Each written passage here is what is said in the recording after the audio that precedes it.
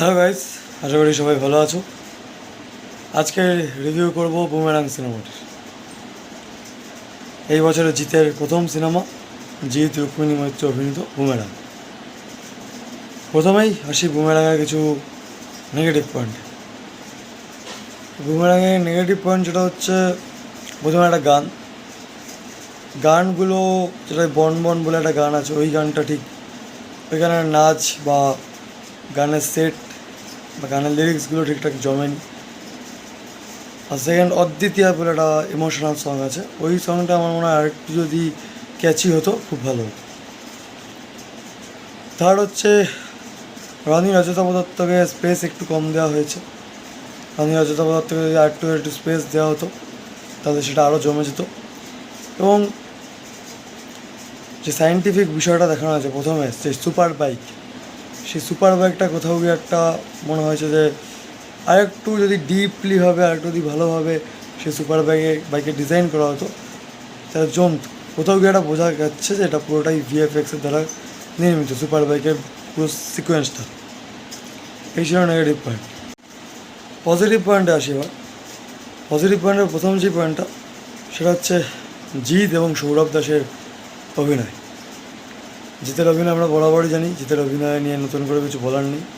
তিনি কমেডি রোলেও যেমন ভালো ফাটিয়ে করেন, তেমনি অ্যাকশান রোলেও ভালো ফাটিয়ে করেন। এবং এই সিনেমাটা প্রপার কমেডি, অ্যাকশান, এন্টারটেনমেন্ট, মশালাদার ফুল একটা সিনেমা।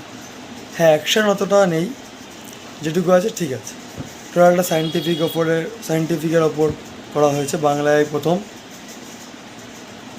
বাংলায় এই দ্বিতীয়, এর আগে একটা ভুল বললাম, সায়েন্টিফিক আগে একটা বেরিয়েছিল সিনেমা, ডক্টর বক্সি।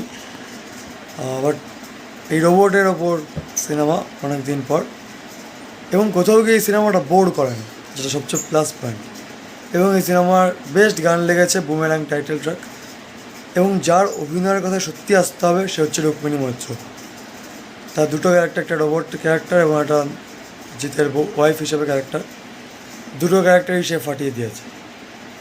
যেগুলো যারা আছে তাদের মধ্যে সবচেয়ে ফাটাফাটি অভিনয় করেছে খরচ মুখার্জি।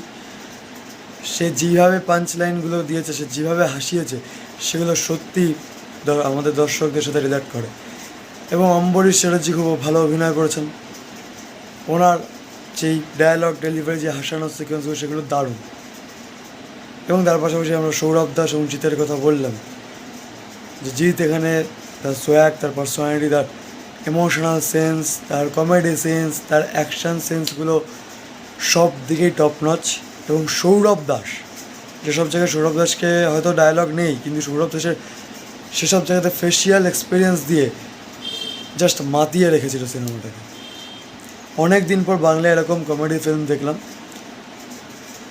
এবং এই কমেডি ফিল্মে সৌরভ দাসের যে গার্লফ্রেন্ডের চরিত্রে অভিনয় করেছে উর্বশী, সেও খুব ভালো অভিনয় করেছে। পারফেক্ট ফিল্ম হয়েছে বুমেরাং। আপনারা যান, দেখে আসুন এবং প্রাণ খুলে হাসতে পারবেন, মন খুলে হাসতে পারবেন, এই গ্যারান্টি দিতে পারি। সবারই ভালো লাগবে। আমি এই সিনেমাটাকে 5/4 দেবো। এবং চ্যানেলে নতুন হয়ে থাকলে চ্যানেলটাকে সাবস্ক্রাইব করে দেবেন এবং কমেন্ট করে জানাবেন আপনাদের বুমেরাং সিনেমাটি কেমন লাগলো।